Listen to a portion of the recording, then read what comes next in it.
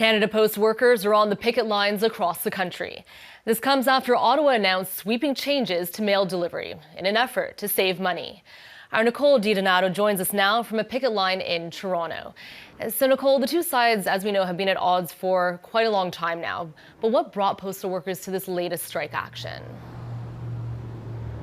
Well, Miranda, as you can probably see behind me, some postal workers are already on the picket line here at this Canada Post location in Toronto's East End, and more are expected to make their way here throughout the day. Now, these workers decided to walk off the job yesterday, just hours after the minister responsible for the Postal Service announced some major changes, including phasing out door-to-door mail delivery and switching to a community mailbox model. Ottawa is also relaxing Canada Post's delivery schedule, meaning it could take up to a week to receive a letter.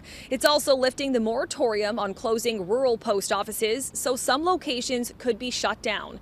The Canadian Union of Postal Workers says it is outraged and appalled by the changes, calling them drastic and noting they will negatively impact the public and postal workers.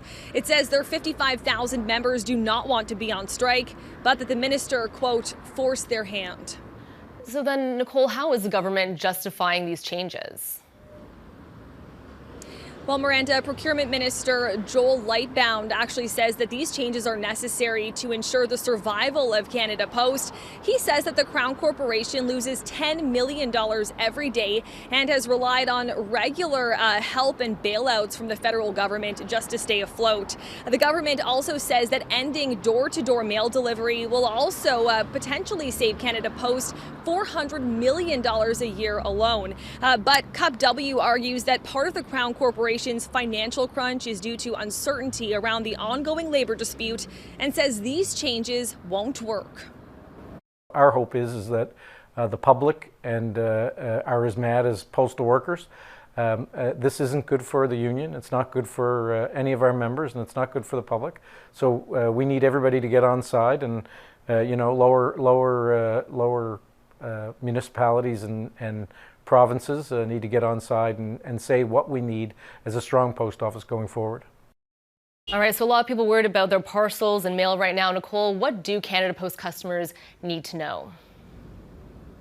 Yeah, well, this is certainly going to feel like deja vu for Canada Post customers who will remember last year's strike that halted mail service during the busy winter holiday season. Now, this time around, mail and parcels will not be processed or delivered throughout this national strike, and some post offices will also be closed. As for anything that's already in the mail, Canada Post says it will be secured and delivered as soon as the labor disruption is over.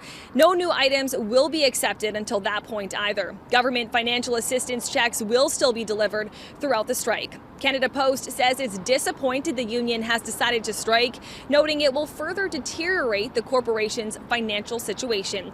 Now, in response to the walkout, Federal Jobs Minister Patty Hajdu says that federal mediators remain available to support the bargaining process. Miranda.